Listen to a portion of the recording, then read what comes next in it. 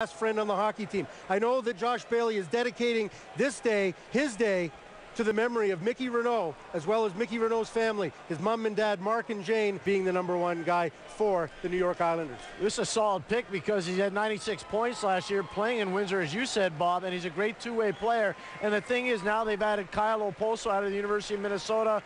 They've got some younger people that they're trying to turn the franchise over to, and he may very well make their team. He really could. His 67 assists were the second most in the entire Canadian Hockey League. He has a great half-court game. He does with Drew Doughty and the strength they're going to have on defense. Colton Tubert is just growing into his body now. You see, he only weighs 187 pounds. But when you talk to people around that world under 18 on the back end, real nice move by LA. And a good comparable in terms of the kind of hockey player he is. Think Shea Weber of the Nashville Predators. A big body that absolutely loves to hit. A ferocious player who's off the scale. The McKean Scouting Digest, their 2008 draft ride, they had a quote from a scout. He's offensive ability, there's a limitation on his skill level, but he sees himself as a shutdown defenseman like Luke Schenn, and he likes to punish people, and he likes to get in their face. And on the under-18 team that won gold in April, and he was on the under-8 team that lost and finished 4th place last summer. He's one of the character and leadership guys that took a leadership role. The Hockey Canada guys think the world of him, and you're going to see him in the World Junior Championship, I'm sure. He'll be playing on this arena right here in Ottawa in the World Junior, and that's how good a player he is. Tremendous. Very good skater, Pierre. Curtis Hunt, his coach in Regina, can't say enough good things about him. Some teams had him rated. Walski, an awesome puck mover, not overly large, but will continue to fill out. He is one of the things you talked about, patching holes. They needed to patch holes in defense. Wade Redden's day, and that is unheard of at any time in the past in the NHL. But you're right, Pierre. This guy is a world-class puck mover. Everybody saw the Detroit Red Wings win the Stanley Cup with God for him would be Kimmo Timonen, a mobile puck handler. He's got a good guy. Absolutely, he's got to get bigger and stronger. But they like his frame. He's almost 5'11". They believe he'll be 175, 180 pounds. Now, around the top 10, he goes 11th overall. Okay, this is going to take a little while, Pierre, because there's no more interesting story from him, but he also acts like Sean Avery, which is to suggest sometimes he acts up. He fights, he hits, he agitates, he scores. Now, the bad. He's coming off a sports hernia injury, wasn't able to work out at the Combine. He's had at least 1, maybe 2 concussions this year as a result of fights. He had 21 goals in his first 31 games, 6 goals in his last 29 games. His game fell off the face of the earth over the course. The ugly, you can get into all sorts of it. Hockey Canada wanted no part of this guy at the under-18 program. They had a laundry list of minor and what they felt were somewhat significant. Écoutez, il y a un éclaireur qui a dit rien de moins. Je ne sais pas s'il était illuminé un peu. Ce pourrait être le meilleur joueur du repêchage 2008. C'est ça qui est le problème. Est-ce qu'il va aller en haut ou en bas? C'est ça, mais certains ont dit que ne touche pas à l'eau. Et ça, c'est un Zdeno Chara, un pouce ou 2 de moins. C'est ça, lui, il fait 6 pieds. He's more potential than performance. Based on the year that he had, he showed flashes of it, but he didn't put it all together. And the question that scouts are going to ask about him is does his hockey sense catch up to the rest of his game? And is he able to put it all together and become coordinated and become a physical package? Regarde Gary Bettman de ses côtés. Là, je te mets dans la peau de Linderock. Tu es un entraîneur, tu vas arriver ce joueur-là. Là, tu dois dire, j'espère que tu vas pouvoir jouer le plus rapidement possible. C'est juste ce que je veux dire. Engraisse un peu. His son goes to the Washington Capitals. There you go. Wow. Isn't that something? Hey, Ben Gustafsson, of course, began his national hockey career with Washington, a great career there.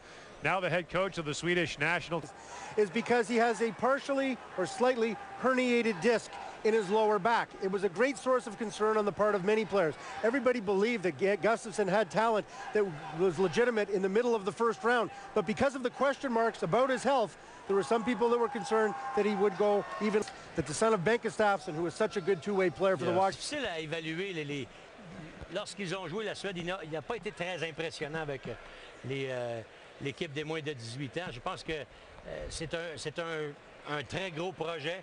Et les habiletés sont là. C'est un gars qui n'est pas tellement rapide, mais je pense que ça va être un joueur qui pourrait... On le compare un petit peu à Alexis Semin, mais j'ai de la difficulté un peu. As you mentioned, Pierre, 42 goals in the Western Hockey League in 70 games. 2 goals in 5 playoff games. Scored 4 goals at the under-18 tournament for Team Canada. Once a goal scorer, always a goal scorer, always will be.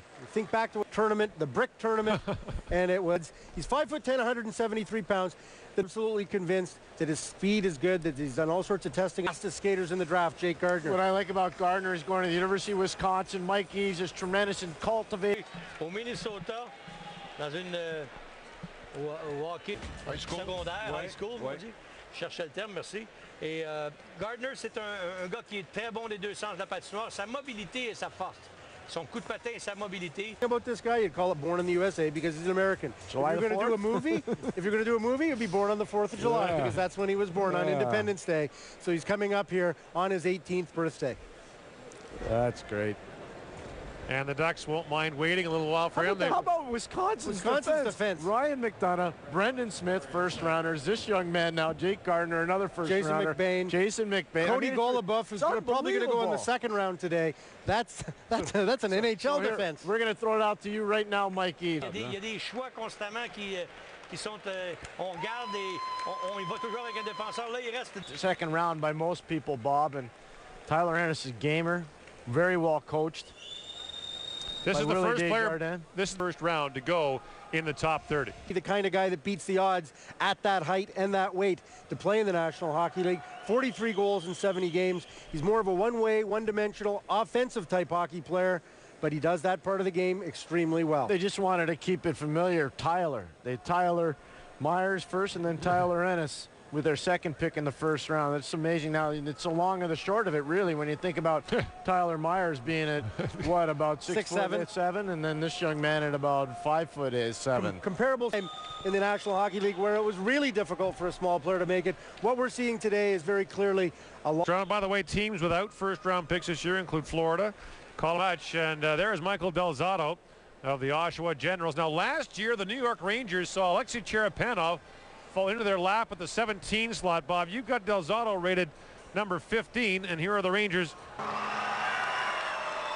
He's got a huge cheering section here. There are Del Zotto's my number 1 signs dotted throughout the building, and now he goes 20th overall to the New York Rangers. Well, in the Ontario Hockey League draft a couple of years ago, it was Steven Stamkos went 1 and Michael Del Zotto went 2 to Oshawa, and here they are, number 1 and number 20. Not quite the same, but a long-time Markham Waxer, and has a very good shot.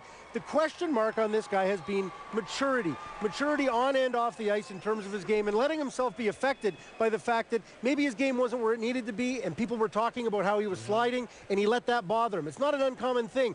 He's got all the tools. Now he's just got to get the toolbox and put it all together, because there's no doubting this guy's got ability. We've gone through 20 picks of the draft.